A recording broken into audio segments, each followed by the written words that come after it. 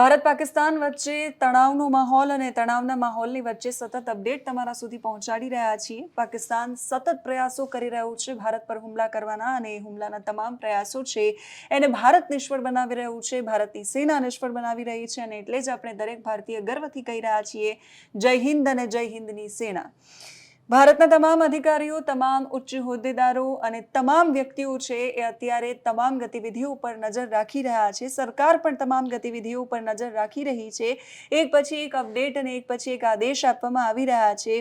રક્ષામંત્રી રાજનાથસિંહ જેમણે CDS અને ત્રણેય સેનાના વડાઓ સાથે બેઠક કરી, આ સિવાય પ્રધાનમંત્રી નરેન્દ્ર મોદીએ ગુજરાતમાં મુખ્યમંત્રી ભૂપેન્દ્ર પટેલ સાથે વાત કરી, આ સિવાય પણ ઘણી બધી બેઠકો છે જે આજે યોજાવાની છે અથવા તો યોજાઈ છે। બધી જ બેઠકો વિશે માહિતી મેળવીશું।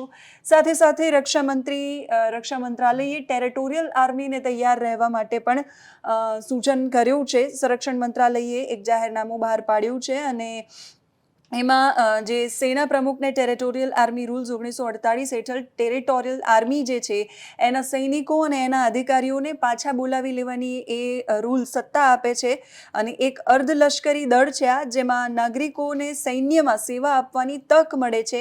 એ પોતાની નોકરી વ્યવસાય છે એને ચાલુ રાખી શકે છે અને જરૂર પડે ત્યારે આ આર્મીની મદદ લેવામાં આવતી હોય છે। એ ટેરેટોરિયલ આર્મીને રક્ષા મંત્રાલયે તૈયાર રહેવા માટે આદેશ આપ્યા છે।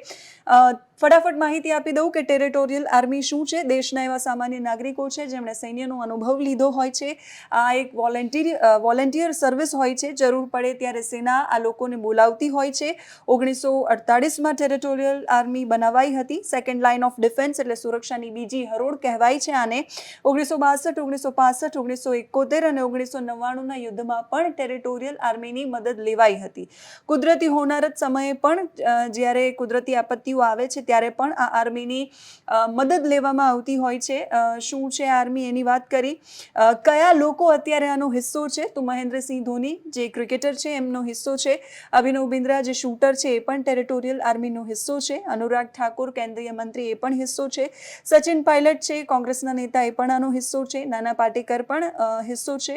મોહનલાલ જે મલયાલમ ફિલ્મના સુપરસ્ટાર છે એ પણ હિસ્સો છે। કપિલ દેવ 1983ના વર્લ્ડ કપ વિજેતા કેપ્ટનને 2008માં પંજાબ રેજિમેન્ટમાં માનદ લેફ્ટનન્ટ કર્નલ બનાવાયા હતા। દીપક રાવ જે ક્લોઝ ક્વાર્ટર યુદ્ધ નિષ્ણાંત અને લેખક છે 2011માં પેરાશૂટ રેજિમેન્ટના માનદ મેજરનો હોદ્દો એમને એનાયત કરાયો હતો। રાજ્યવર્ધનસિંહ રાઠોડ પણ ટેરેટોરિયલ આર્મીનો એક હિસ્સો છે। ઓલિમ્પિક સિલ્વર મેડલ વિજેતા અને ભૂતપૂર્વ કેન્દ્રીય મંત્રી છે જેમણે ભારતીય સેનામાં સેવા આપી હતી।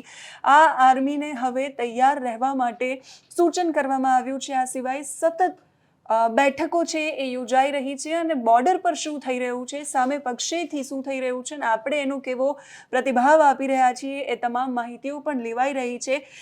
પર્થ બેઠકો એક પછી એક યોજાઈ રહી છે। રક્ષામંત્રીએ બેઠક યોજી છે, પ્રધાનમંત્રી નરેન્દ્ર મોદી પણ ગતિવિધિઓ પર નજર રાખી રહ્યા છે।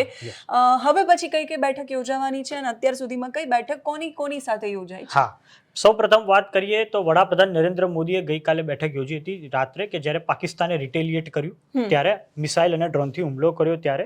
આ પછી આજે પણ મહત્વની બેઠક રાજધાની દિલ્હીમાં યોજાઈ છે। જેમ કે ગૃહમંત્રી અમિત શાહે બેઠક યોજી છે 12:30 વાગે। એમાં આઈબીના ચીફ તપન ડેકા, BSFના ડીજી દલજીતસિંહ ચૌધરી, CISFના ડીજી રાજવિન્દરસિંહ ભટ્ટી સાથે જ થોડાક સમય પછી એટલે આવનારા સમયમાં NSA અજીત ડોભાલ પણ ગૃહમંત્રી અમિત શાહને મળી શકે છે।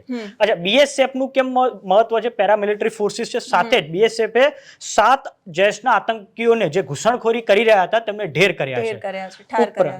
કર્યા છે। સાથે જ જે CISF છે એ ભારતના જે મહત્વના પોર્ટ છે, એરપોર્ટ છે અને જે ઉદ્યોગ ગૃહો છે જેમ કે રિલાયન્સ છે, ઇન્ફોસિસ છે તેની સુરક્ષા કરે છે। તો આ બેઠકનું મહત્વ ખૂબ વધી જાય છે।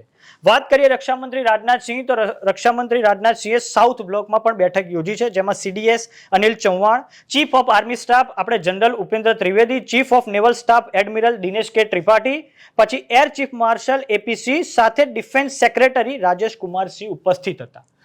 વાત કરીએ અન્ય મંત્રાલયોમાં પણ હાઈ પ્રોફાઇલ બેઠકો ચાલી રહી છે જેમ કે હેલ્થ મિનિસ્ટર JP નડ્ડાએ બેઠક યોજી છે ને એમણે એક પેલું ચકાસણી લીધી છે કે આરોગ્યની સેવાઓ કેટલી ઉપલબ્ધ છે, કઈ જગ્યાએ ક્રિટિકલ સમય ચાલી રહ્યો છે, ક્રિટિકલ સમયમાં ક્યારે કેટલી જરૂર પડશે, કઈ એક્ટિવિટી હવે કરવાની છે એ બધી માહિતી એમણે લીધી છે। સાથે જ કૃષિ મંત્રી શિવરાજસિંહ ચૌહાણે પણ બેઠક યોજી છે। તો આ બધી જ હાઈ પ્રોફાઇલ બેઠકોથી એક વસ્તુ સાબિત થઈ રહી છે કે કંઈક સરકારની સતત નજર છે, જે પણ ગતિવિધિ ચાલી રહી છે, સૈન્યની જે ગતિવિધિ છે એની પર નજર છે ને ભવિષ્યમાં જે પણ થશે આપણ બધાને ઉપલબ્ધ થશે માહિતી. અને 4 વાગે જળશક્તિ મંત્રી CR પાટીલ છે એ પણ બેઠક યોજવાના છે અને ઇન્ડસ વેલી આસપાસની જે ગતિવિધિઓ છે એના પર પણ એ માહિતી મેળવવાના છે. એની સાથે સાથે કૃષિ મંત્રીએ પણ બેઠક લીધી છે. 5:30 વાગે MEA છે એ પ્રેસ કોન્ફરન્સ કરવાનું છે અને તમામ માહિતી છે એ આપવાનું છે. ઓપરેશન સિંદૂર અંતર્ગત અત્યાર સુધીમાં શું થયું છે અને કેટલી પ્રકારની કાર્યવાહીઓ કરવામાં આવી છે, પાકિસ્તાને શું કર્યું છે અને આપણે એનો કેવી રીતે પ્રતિકાર કર્યો છે, આ તમામ પ્રકારની માહિતી આપવાનું છે. સતત બેઠકો નાગરિકોની સુરક્ષા માટે નાગરિકોએ માત્ર સતર્ક રહેવાનું કામ કરવાનું છે. અફવાઓ પર ધ્યાન નથી આપવાનું, કેમ કે સૌથી વધારે જે ફેલાય છે એ ફેક સમાચાર હોય છે અને એ ફેક સમાચારને આઈડેન્ટિફાઈ કરવા બહુ જ જરૂરી હોય છે. એટલે સરકારી ઓથેન્ટિક જે ચેનલો છે, ઓથેન્ટિક જે PIB છે, દૂરદર્શન છે, આવી બધી જે સમાચાર એજન્સીઓ છે જે વિશ્વસનીય છે એના પર નજર રાખવી પણ બહુ જરૂરી છે.